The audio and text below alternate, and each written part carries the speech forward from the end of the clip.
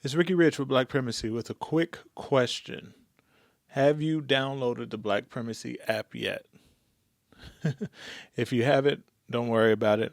I just wanted to remind you that it is the number one way to find Black owned businesses near you. Whether you're looking for food, fashion, or services, we've got you covered on this app. So download it now and start supporting Black owned businesses in your area today. All right. Link in the description. I'm curious how you're thinking about this eulogy specifically in the moment and all the tensions that you just brought out. I didn't even want to talk. I was so mad. It's been 10 years since a whirlwind day in American history featuring two major Supreme Court victories for healthcare and marriage equality ended with Barack Obama singing Amazing Grace at a historically Black church in Charleston, South Carolina. In hindsight, this was a uniquely American day, featuring the soaring highs and the terrible lows of a country still becoming a more perfect union. 2015 was a wild year. 10 years later, I sat down with the 44th president to talk about that day. In my interview with President Barack Obama, I asked him to reflect on that time while keeping an eye on our own. In my opinion, this interview couldn't have come at a better time. As America navigates the chaotic times that we are living in right now, I think it's important that we look back at how we navigated chaos in the past. We talked about that time, what he's been up to, lessons for today, and how democracy only works if you work it. So without further ado, here's my interview with the 44th President of the United States of America, Barack Obama. During your second term, there's this whirlwind 24-hour period, June 25th through June 26, 2015. What do you remember from that time? When I go back to that day 10 years ago, I think what pulls it all together is that no one person did any of that. Walk us through that moment. This is toward the tail end of my presidency. Across the board, we're seeing progress. A lot of the work that we had done earlier in my first term, when we did have control of Congress, is starting to bear fruit.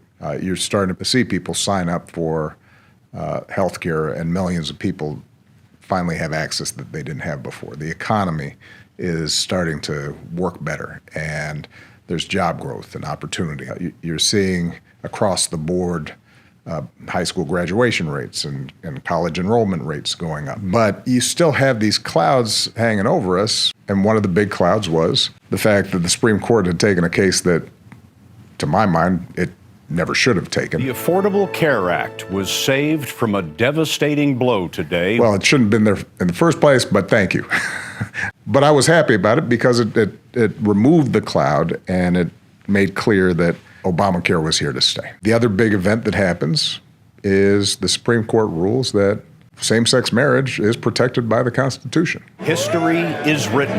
The Supreme Court guarantees marriage for all. Now, that happened because of a whole series of individual acts of courage by individual citizens, starting with, gay and lesbian couples coming out of the closet, being willing to suffer being ostracized and discriminated against and harassed and bullied, and in some cases physically assaulted.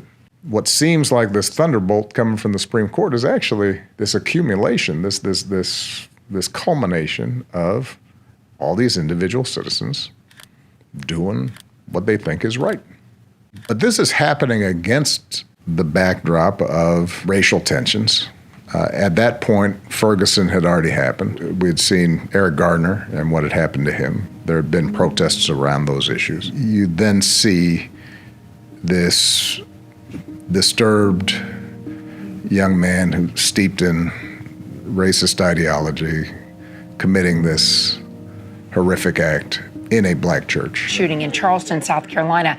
9 people killed when a gunman opened fire at a Bible study. I'm curious how you're thinking about this eulogy specifically in the moment and all the tensions that you just brought out. I didn't even want to talk. I was so mad. Part of the reason I think I ended up having anything to say at that moment was when I heard some of the victims' families forgive the shooter. I would never talk to her ever again. I would never be able to hold her again. But I forgive you. And they were walking the walk. not just talking the talk, when they forgave him. And I thought, all right, let's see if maybe this is a way America can hear me at this moment. This whole week I've been reflecting on this idea of grace. As a nation, out of this terrible tragedy, God has visited grace upon us. For he has allowed us to see where we've been blind. When I go back to that day 10 years ago, what I think binds it together. He's given us the chance where we've been lost to find our best selves. All these different strands. We may not have earned it, this grace. Case upholding health care, a case declaring same-sex marriage part of our constitutional protections. He's once more given us grace. A day of mourning and sadness, but also celebration of who we could be. For too long, we've been blind to the way past injustices continue to shape the present. And our ability to overcome the worst impulses in ourselves. Amazing grace.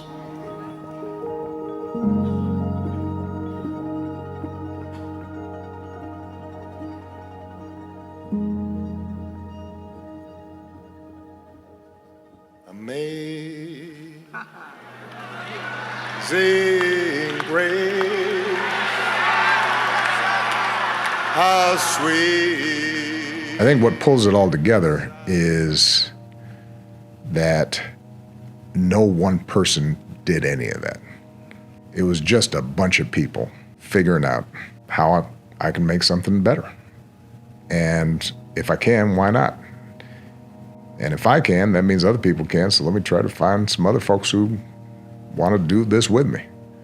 At its best, this is how democracy works. And sometimes it doesn't work the way it's supposed to, and rightfully it can be frustrating for us when we see that, and we can get mad about it. But when it works, it's magic. Okay, I think that's a good place to call it. Thank you so much for watching. If you like this video, be sure to like this video and subscribe. It was a very real honor to sit down with the 44th president of the United States. So thank you to President Barack Obama and his team. I approached this project as less of your typical reporting interview and more of an interview that one might conduct for a documentary, leaning really heavily into his memory and experience and sense of time, but also kind of pulling those things to the present. And I'm really happy with the way that it turned out. I'll be dropping more from this interview very soon, so make sure you are subscribed to be the first to know. I'll also be sharing a little bit about my process and even my reflections on the experience overall over on my Substack, completely for free. So be sure to sign up over there as well. The link is below. Listen, I feel like we're here because you're here. And so as always, I am grateful that you are here, my friends. Until next time, peace.